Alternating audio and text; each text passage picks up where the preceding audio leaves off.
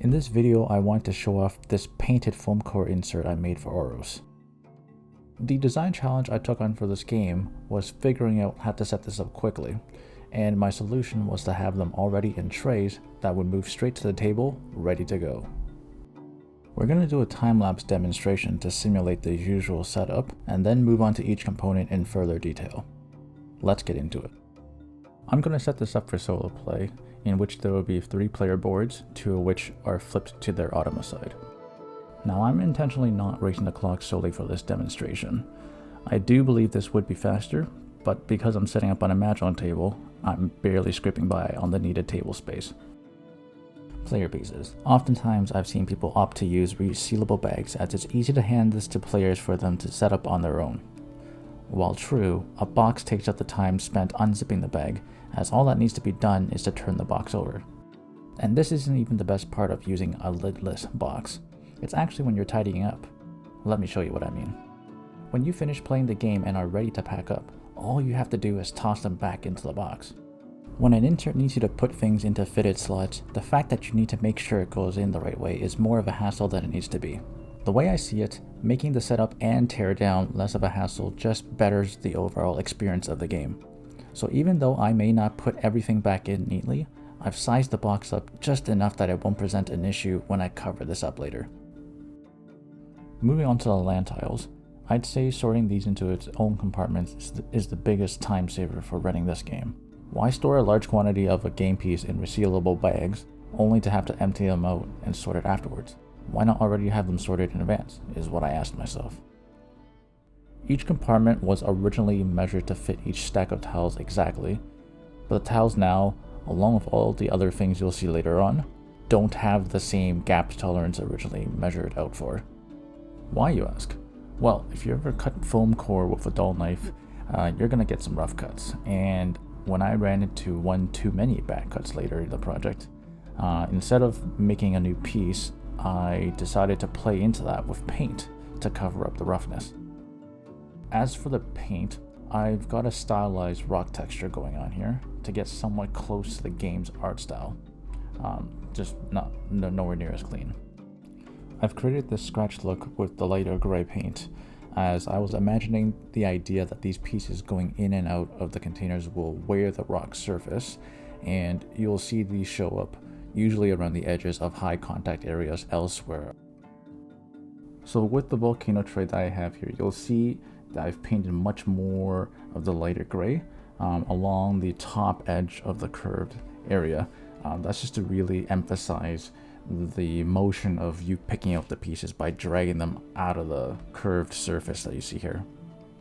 As for the tray, yes, I've sloped the floor so that there's a curve coming up from the bottom. This idea is nothing new in the community. I've seen many people do this with their own inserts. Smart people know that digging your fingers into a flat surface, basic like a regular box, it's not going to be a good time, especially when the pieces are very small. So having a curved surface like this makes taking pieces out effortless. And just like the land tiles, these volcano tokens are sorted as they are also circulating throughout the game. For the card box, I've combined the Automa cards along with the score pad. The inner dimensions are massively oversized to make the cards easier to put away. I've learned from past experience that although you get the satisfaction of perfect measurements, a tight fit also makes putting the cards away more tedious. We make our way to the bottom insert, and as we start putting things together, remember that note about the scratched rock look? Here it is, lined up with the insert walls. A takeaway for anyone looking to paint their inserts: leave a larger gap tolerance to account for the surface prepping. You may be wondering why I didn't group all the land tiles into one big tray, and the reason why was that the 2 smaller trays is more flexible with table space.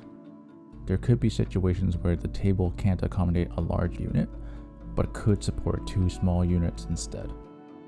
I've had these trays lay sideways because it's more ergonomic to have more surface area for your fingers to grab.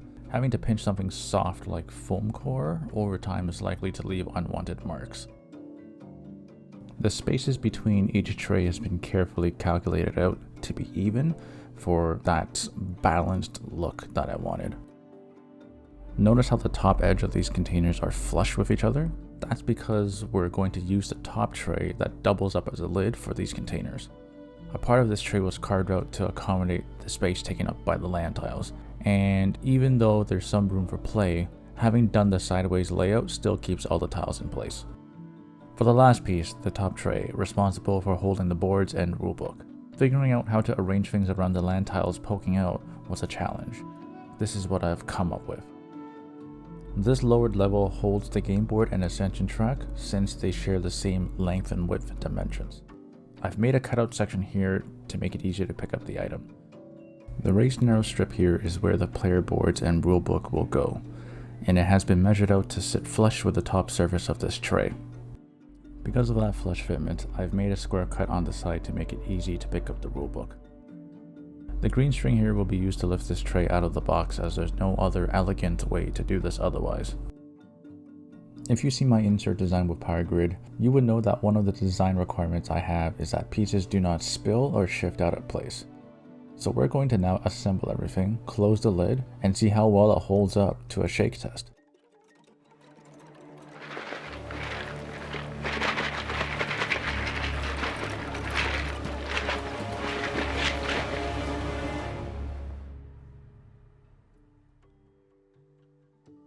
The cards should have slipped out of the container, but they wouldn't have come completely out since the player trays would have stopped it short.